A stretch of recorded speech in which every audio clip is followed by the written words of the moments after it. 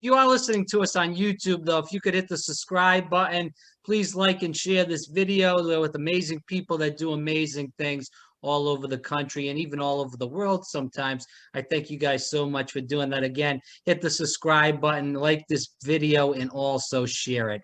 Today we have on a special guest. We're going to be talking about Disney, Universal, SeaWorld, theme parks in general, and also some development issues. And this is Bill Zanetti. He is specialized in theme parks, entertainment, marketing, tech, and urban planning, and the list goes on and on. Bill, I could be reading everything that you specialize in for about 20 minutes. So this guy definitely has a lot on his plate, and we're thankful that he's coming in to talk to us today. So Bill Zanetti, thanks so much for your time today. Really appreciate it. Hey, thanks, Rob. I appreciate you having me. All right, so let's kick this around, Bill. I want to talk about the Orlando theme parks because we know we have a lot of listeners on here from all over the country. You know, I'm in the Orlando area as you are also. With that said, can we talk about how the coronavirus has affected the Orlando area theme parks? I mean, at this point, I mean, we've reopened all the parks in Orlando. They have some health restrictions in place, or health-based restrictions. So, you know, you're wearing masks when you go to the parks. We have temperature checks. You stay 6 feet away. Pretty much exactly the same kind of social distancing and health code requirements that you have in most other places in the U.S. The difference is that in Florida, we've made the decision to open everything up as much as we can, provided that, you know, safety is still the key priority. So, from what I've heard, I used to be an annual pass holder, but I haven't been back since March. But with that said, I've talked to a lot of people that work at the parks, also a lot of people that do attend. And they've told me that Disney has been doing an extremely good job as far as supervising people wearing masks. But a lot of these other parks, like Universal, which I've talked to people and they've said it's hit or miss over there. But we've also talked to somebody that went to SeaWorld a couple days back, and they said there was people that were running around without masks on. So have you heard that? And how do you think that's going to affect people coming in that are scared of this virus? And, you know, and these people aren't obeying the rules. They're running around without masks. Well, I've heard some of those SeaWorld stories, and from what I understand, SeaWorld actually does take action.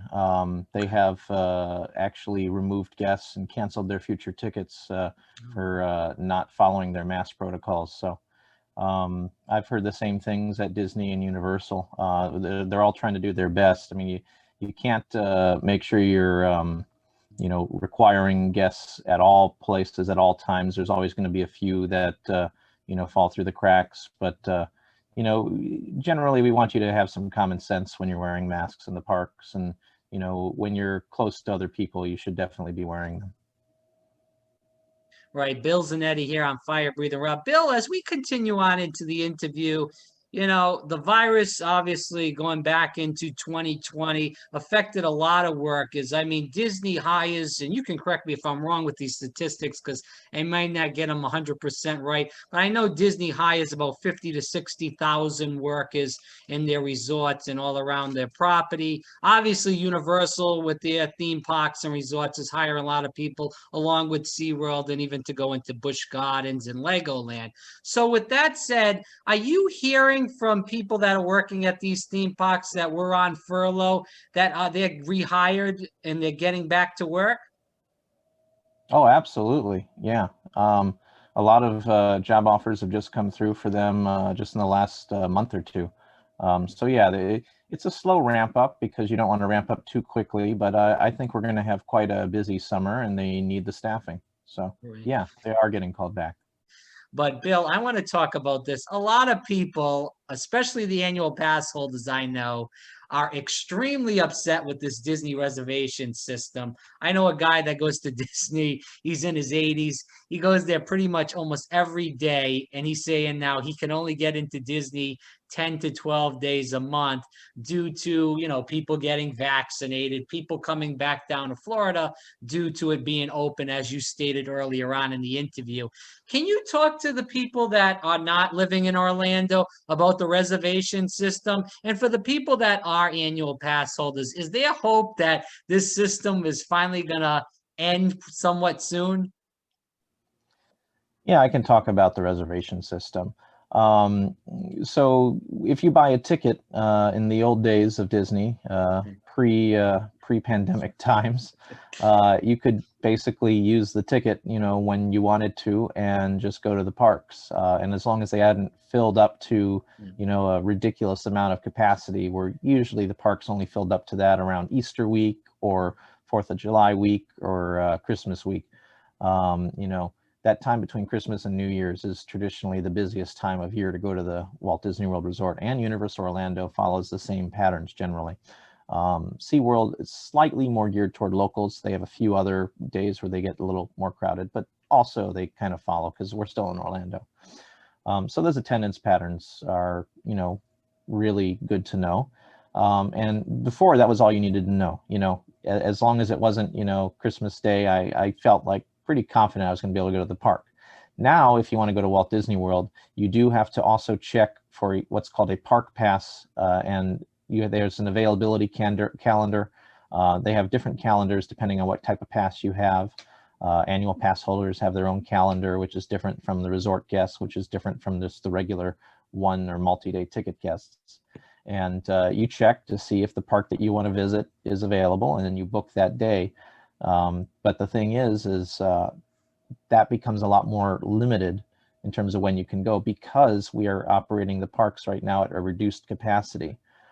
So they're trying to limit the number of people that even show up that day. This is the solution to do that, to make sure that they don't, pack the parks too much during, a pandemic, which makes perfect sense.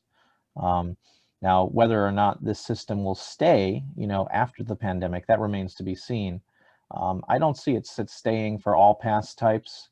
I do know that in California, they completely ended their pass holder program because they just have too many locals out there that had passes, and the idea of reopening with annual pass holders, it just wasn't going to work out there.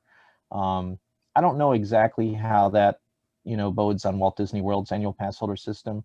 I would probably be willing to guess that there will be changes made in the future to the system, but what those changes are, I wouldn't be able to know where to tell you what's going to happen. I understand that. It's the people that I'm hearing from are not just like the Epcot under 4 crowd, after 4 crowd. It's these people that are paying for the premium pass, the one right before water parks and more, and that's guaranteed that they can go every day of the year. And then they're saying that they can only get in, obviously we're talking about depending on the type of, day, as you stated, Bill. But my thing is that, people are getting vaccinated. People are coming down here. It's getting warmer. There's kids out of school. There was kids not going to school, period, because they were doing school from virtually and regardless. So they're coming back down here. Disney is going to be packed along with Universal this summer, especially if they just open it up, with people getting vaccinated. So these people that are annual pass holders that paid $900 to go all year round are pretty pissed off from what they tell me, that they can only get in 10 or 12 days a month. So this is the people that I'm hearing from about this. So I just wanted to, pick your brain about that, because I think it's an important topic that if you're paying that amount of money that you're guaranteed to go all year round and you can only go 10 or 12 days a month, it's not really good business. But yeah, I mean, I think your concerns are absolutely valid. I mean, Disney feels that they're providing good value for the pass product, but the pass itself is not what it used to be because it has the booking requirements. So, and that's why I wouldn't rule out the reinvention of the annual pass is something that could happen in the future. I know that they have had surveys that have gone out, and they've had a few different options for, you know, what a future pass system would look like when this was at Disneyland, you know, when they were asking people. And some of those options were the idea of a pass where they're not offering you, you know, 365 days of admission anymore. They're offering you, out of a period of time that is, you know, 1 year, you get, you know, 30 admissions, you know, and, you know, some of those admissions could be used, you know, without the blockout dates, some with blockout dates. You can only book, you know, somewhere between 3 and 10 days at a time in advance, you know.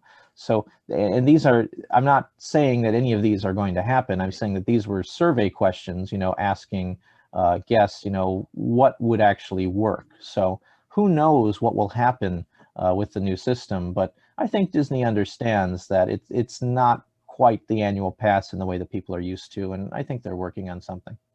Right. So as we move on, my last question, like I said before we roll into the audience questions and end the interview, Bill, is that obviously with the pandemic hitting, we know that there's no fast passes right now at Walt Disney World. With that said, before the pandemic, Universal had a system which was called the Express Pass. If people that are listening know, I know you know this, Bill, that you had to pay a certain amount. You could get it after, I believe it was after 4, and then you could get the pass where you wanted all day, and that was their fast pass for Universal. Now with the, you know, Disney doesn't have that fast pass. Do you feel like Disney's going to follow the way of Universal to charge for that fast pass? What's your opinion on that? Well, Universal, I mean, to make sure everyone understands, Universal Express still exists. I mean, Mm, it's in use right now. You can, right. you know, buy the Express passes, and you get it with your hotel reservations if you're staying at the Universal's top 3 hotels. Um, Whether Disney will require, you know, a fee for utilizing FastPass Plus in the future, I I don't know if, you know, they'll have a fee for any of the baseline product. I don't think it's out of the question. Mm, They did monetize FastPass in California. They changed the name to MaxPass. I think it was an additional $15 a day to add to your ticket. And it didn't really, it wasn't required that you paid for this. You still had a free option, but it just made it a lot more flexible and a lot easier to use if you did. And I always recommended to everyone I know, you know, this is a no-brainer, you know, buy the upgrade, you know, and it came with a lot of the annual pass options in California. So, I mean, if you're asking if I think something similar could come to Florida, it absolutely is within the realm of possibility. But Disney hasn't announced anything on that yet. So when you're talking about the Max Pass, because I'm not familiar with what Disneyland did, and you know, maybe you can educate me and also the viewers in general, that you know, obviously Disney World, when they had their fast pass system, you could get 3 attractions in one park on that fast pass for the day. With that said, are you talking about like Disneyland that you could get like 4 or 5, or how did that all work? So Disneyland still had kind of the original FastPass system from Okay. years and years ago, and they never rolled out FastPass Plus like we did at Walt Oh. Disney World. And the difference there is that Disneyland's kind of more geared to locals. They would rather be, you know, more geared toward people that want to do a destination vacation, but they do get a huge local population because they are in Southern California. I mean, Mm. the density there of a population is just insane. So, you know, why not?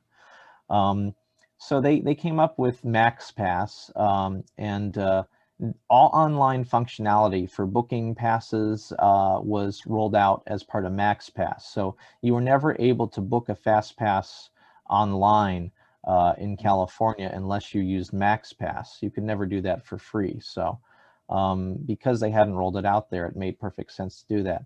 I think Walt Disney World is leaning more towards using the new Disney Genie application. It hasn't been released yet, but you know, it should be released, I believe, by next year. The Disney Genie app was first introduced at the D23 Expo, and it's been a couple years now since we've had a D23 Expo, I think. I think that that's supposed to allow you to book your entire day and essentially take the stress out of booking and trying to figure out how everything can fit So you just kind of tell the app what you want to do and what your schedule's like, and then it will just kind of create it for you, and it creates a unique schedule that's geared toward your tastes in attractions and everything. So whether or not, you know, that's part of a paid system or not, or if it's going to be the same as MaxPass, I'm not entirely sure. Disney just hasn't released enough information on it yet. But that's about it. Yeah. All right, Bill Zanetti here on Fire Breathing Rob. I want to get to a few audience questions before we end the interview. First question is, some people say that, I'm reading this right off the computer from what the person wrote. It says, some people say that Universal is catering more toward middle-class Americans as far as ticket prices, deals in general, where Disney is catering more toward the upper class and vacationers. Do you agree with that statement? And if so, why? No, I don't think I do, actually. If you look, the prices for Universal and Disney are roughly equivalent for a one-day ticket. So I'm not sure exactly where that's coming from, but I don't see it. If anything, Universal might be going for more of like an active, hip demographic. You know, Disney might be that old school fantasy stories that you love, you know, as a kid. But as you get a little bit older, I think Universal tries to capitalize that you may outgrow Disney and you want something a little more, you know, today, and a little more wow, to borrow a piece from Universal's marketing. I think Universal's done a very good job at trying to capture that. Universal's events are a little bit more edgy. Halloween Horror Nights is, you know, a seasonal event that Universal does. It's not recommended for children under the age of 13. Disney doesn't really do that. So I think it's in maybe a little bit of an older demographic in terms of your family unit for the children in the unit, but I'm not sure that I agree with that one's for more affluent, I guess. I don't agree with that at all. No. Well, thank you for explaining that. I kind of agree. It seems like both of the tickets are about the same. I know that all these theme parks, when one price goes up, the other one goes up. So I totally agree with you 100% there. I think it's both around the same realm. Let's move on to the other question. We all know that Epic Universe is on its way back as far as building. And they're getting a lot of progress done with that. Can you tell the viewers that don't know what Epic Universe is as far as Universal's new park? What's going to be there as far as attractions, shows? What? Well, I can tell you what's been announced, which is not much. Epic Universe it's actually on a separate piece of land. So if you've been to Orlando and you've been to the Universal Orlando Resort, you're probably familiar with the setup. Everything's pretty compressed. You have the hotels that are, a lot of them are on a boat system on the waterway. And then you have some walkways that connect and a few other easy access hotels that are, it's a simple bus ride away. Epic Universe is a little bit farther away, so it's a separate site from City Walk in Universal Studios Florida and Universal's Islands of Adventure. You can't walk there. You're going to have to take a bus or a system of transportation that they have yet to announce that they're developing. I don't know if it's just going to be a bus or not, but the only thing that we can look at is that they have dedicated bus lanes that are in the plans for a lot of the stuff that they filed with the county and the city. So we do expect it to be connected, so you won't have to drive over there if you don't want to. The plans do call for a parking lot on the Epic Universe side, so you could park directly at Epic Universe if you're driving. And Epic Universe is kind of like a theme park that knows no bounds. And they have different sections that have been announced. I know that they have highly hinted that Nintendo would be a part of Epic Universe. I know that there have been hints about something to do with the Wizarding World in the Epic Universe. I know that there are, you know, just different sections of the park. When you look at the concept art, it's very difficult to decipher, you know, what's in the park. I mean, you can tell there's a large hotel that's attached to it and a lake in the middle, but everything, you know, beyond that, it's kind of anyone's guest. I appreciate that. I want to go into, because I'm a Disney guy, but I got to show Universal some love. But as we go into the last few questions and audience questions, do you see Disney building another park? Because Disney does have a lot of land. They haven't built a new park. I believe it was 97 with Animal Kingdom. What do you think about all this? Well, Disney's Animal Kingdom was a huge undertaking when it was built, and I mean that opened in 1998 now. So Okay. it's been a while since Disney's opened a new park. Um, you have 4 theme parks in Orlando though, and 2 water parks, and there's still a lot of room for additional attractions in those existing parks. So Hmm. I think Disney has looked at the idea that we need to, really focus on the offerings in the existing 4 parks. Because if you build a 5th park, and remember, it's not really a 5th park because we've had other parks. So River Country shut down a long time ago. Typhoon Lagoon and Blizzard Beach, they kind of exist as, parks on their own. But I'd say that, they need more to do. If you look at Magic Kingdom just specifically and compare that to Disneyland Park in California, there's something like almost twice as many rides at Disneyland Park than there are in the Magic Kingdom. That's just by, a ride being defined as something you sit in and it moves you. Disney World has a lot more of the shows and character meet and greets and things, but all those have been kind of stopped because of the pandemic. So it's a little bit different. Yeah, I think that you could definitely fit in a lot more rides and attractions inside the existing 4 parks. And I think Disney understands that they need to increase the capacity of the existing parks before they build a 5th theme park, so to speak.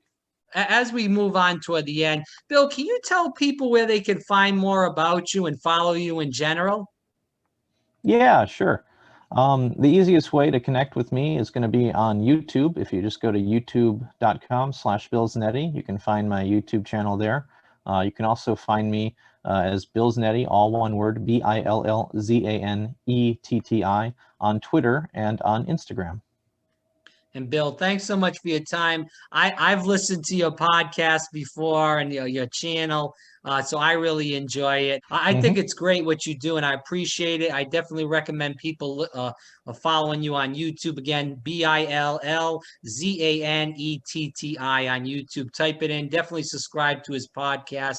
I know I do, so I appreciate your time, Bill, and hope to have you on again soon.